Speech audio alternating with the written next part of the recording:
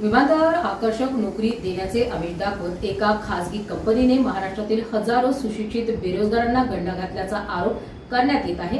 शासकीय भरतीप्रमाणेच पारदर्शकता प्रक्रिया असल्याचा देखावा निर्माण करून प्रत्येक विद्यार्थ्यांकडून 500 ते 700 रुपयांची फी उकळण्यात आली। उस्मानपुरा येथील एका शाळेत या आमिषाला बळी पडलेले सुशिक्षित बेरोजगार पोहोचले, पण आपली फसवणूक झाल्याचा दावा आता या विद्यार्थ्यांनी केला असून याबाबत माध्यमांद्वारे बोलताना अधिक माहिती दिली।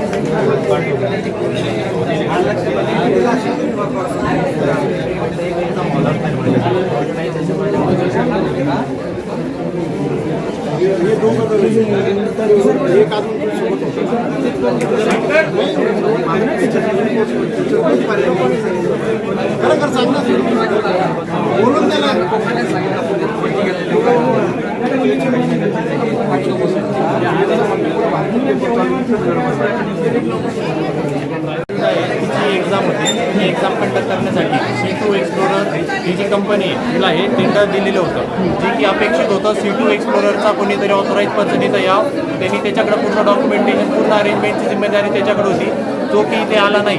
त्यामुळे जे काही दंगा जो होतोय, जो मॅनेजमेंटचा जो मिसयूज झालेला आहे सगळं हे त्यामुळे झालेलं आहे। आमच्याकडे असलेला डॉक्युमेंट आम्ही C2 एक्सप्लोररचे रेग्युलरचे काही काम करणारे नाही आहेत, आम्ही फक्त डेली म्हणजे एक्झाम फक्त आज आहे तर आज ते मग लोकलचे जे पण असणार आहे त्यांना त्या वेळेचं काय पर डे पेच्या हिशोबाने त्या लोकलच्या मुलांना बोलून एक्झाम कंडक्ट केल्या जाते। या व्यतिरिक्तचे आमच्याजवळ कोणतेही राईट्स वगैरे काही नाही, एक्झाम कॅन्सल करणं, रिफंड करणं जे काही असेल, जर आपल्याला पाहिजे असेल रिफंड, जर जी लिगल प्रोसिजर आहे त्या लिगल प्रोसिजरने आपण NIA कॉन्टॅक्ट केला तर आपल्याला त्यावरती काहीतरी तोडगा भेटेल। तुमच्यासोबत कोणा संपर्क साधला होता? तुमच्या इथे काय रोल आहे? आमचा इथे फक्त जसं आपण बघतो एक्झाम कंडक्ट करणारे आम्ही पेपर डिस्ट्रीब्यूट करू टायमावरती आणि नंतर ते पेपर कलेक्ट करून घेऊ।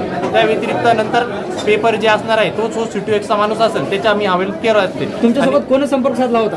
माझ्यासोबत माझा मित्र आहे। नाही, तुम्हाला कोण सांगितलं होतं कंडक्ट करा? तुला काय मारू लागला का? C2 एक्स कंपनीला हो हो, पण तुम्हाला पेपर कोणा दिले? तुमच्यासोबत कोण संपर्क साधला की तुम्ही इथे या विद्यार्थ्याने?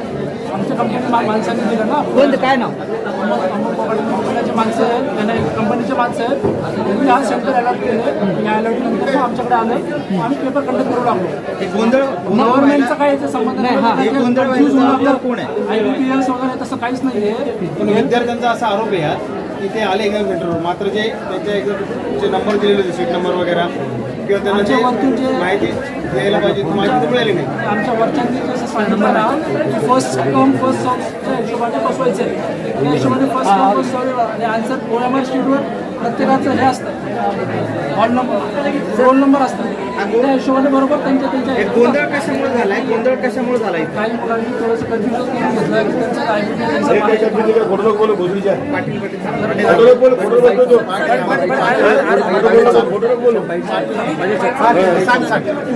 त्यांचं विद्यार्थ्यांनी गोंधळ घातला आणि काय मिसकम्युनिकेशन केलं? त्यांच्यावर त्यांना वाटतं की बाबा गव्हर्नमेंट एक्झाम कंडक्ट करू लागली, गव्हर्नमेंटचे नाही आहे, गव्हर्नमेंटचा काही संबंध नाही आहे, प्रायव्हेट कंपनी आहे, प्रायव्हेट कंपनी एक्झाम घेऊ लागली, ते प्रायव्हेट मुलांचे हे आहे.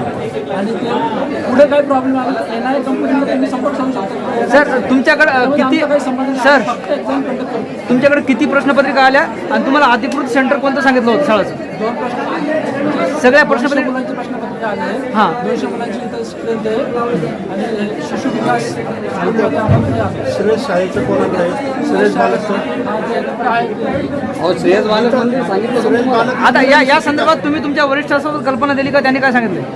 त्यांचं पुढे फक्त महाराष्ट्रात चालू नाही, पुढे इंडियात चालू आहे. ऐका ना,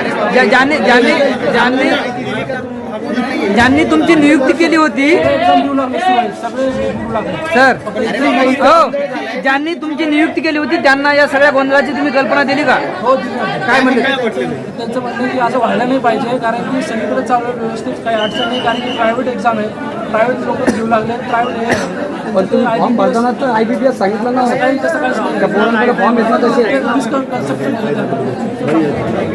आता याच्यात काय मार्ग काढशील? वरिष्ठांना सांगितलं तुम्ही घडलंय म्हणजे आता याच्यात सोल्युशन काय? तुम्ही काय सांगता? त्यांचं म्हणणं आहे की बाबा आता पण बघू द्या, नंतर मग त्यांना तुम्ही कॉन्टॅक्ट करून जे आहे त्याचं सोल्युशन काढतो. आता वरला पैसे परत देणार का पुन्हा परीक्षा घेणार?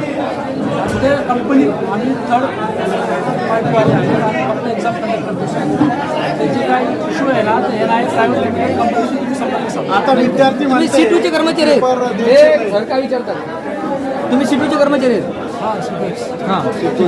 थर्ड पार्टीची कंपनी आहे, फक्त एक्झाम कंडक्ट करतो. आमचं कोकाटेने पुण्यावरून यांना पाठवलं. कोकाटे पुण्याला. माझं नाव ऋतुराज. ठीक आहे. जाऊ दे.